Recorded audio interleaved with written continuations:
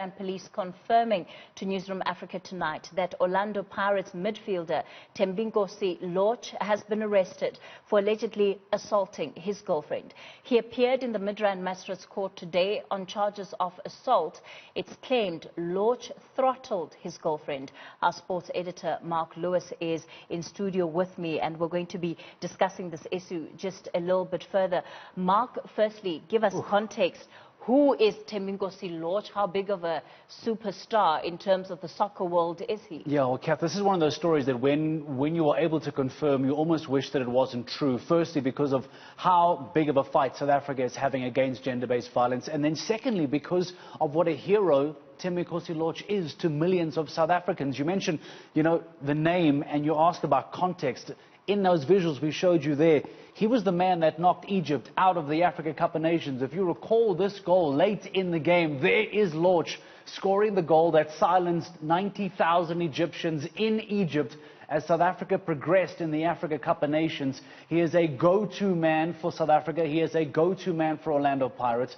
Without a doubt, one of the most famous names and faces in both squads, nationally and for his club. So to hear the news today that this is indeed true, and it has been confirmed to us that he has now assaulted his girlfriend, I mean, that is a shocking blow for anyone that tries to fight about how gender-based violence is not such a big deal. It is a terrible deal, and day in and day out we see more and more recurring themes. And now when it starts to happen with people that are meant to be ambassadors, that are meant to be heroes to children, I mean, this story, understandably, they need to make an example of this. Mark, what do we know about this incident and these charges that he's facing? Well, if the charges of assault with intent to do grievous bodily harm, that is the official charge that has now been laid against him. 2,000 rand bail. He has now been released. He apparently will be back in court on October the 18th.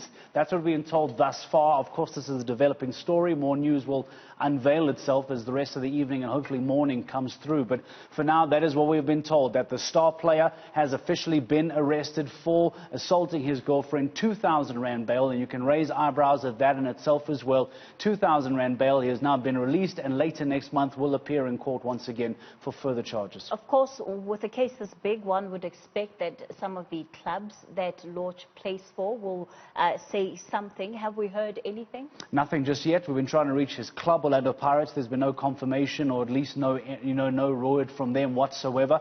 We have no doubt that there will be something to come out tonight. There has to be. And that also is an entire different debate as well, Kath. How and where in South Africa, when scenarios like this happen, that all of a sudden putting their head in the sand seems to be the solution. There's been no confirmation from any of the clubs that he plays for. There has been no notice just yet. And now that we find out that the arrest actually took place earlier on today, one has to wonder then, were they trying to hide it? Were they trying to cover it up? Why did this not come out later? Why is it that media houses like Newzroom Afrika have to get the confirmation ourselves? It speaks volumes in the way we are addressing gender-based violence and dealing with this issue head-on. So no official comment from his club or from SAFA just yet. Do the clubs have precedent, Mark? And by that I'm asking, have incidents like this happened before? And how have we seen sport clubs respond to allegations that have been leveled against some of their players, especially those of gender-based violence? Of course, we know that not all of them necessarily end up in the courts, but it certainly doesn't take away from the fact that we do see them creep up every now and again. No, we see a lot of incidents creep up, Kath, whether it be incidents of gender-based violence, drinking and driving, speeding, etc.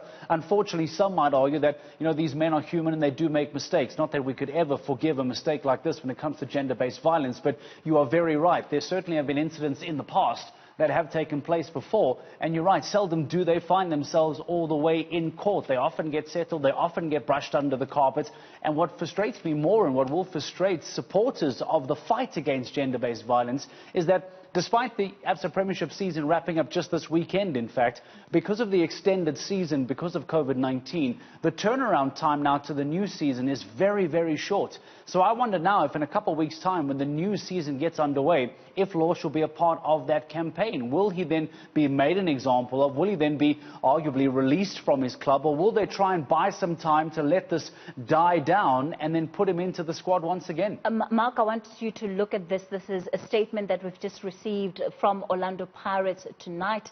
They're acknowledging the alleged incident involving Lorch. The matter is currently in the hands of authorities. They say as a club they cannot comment except to say that they condemn all forms of violence, especially violence against women and children, and that they support the rights of each and every individual, but strongly condemn the violence. And of course, going there to talk about the plight of women in this country, especially where gender-based violence is concerned, and they're urging authorities to take the necessary action and ensure that the necessary processes are underway. So this is a good step. We like to see the acknowledgement, and this is good from the club to acknowledge indeed that the incident has taken place.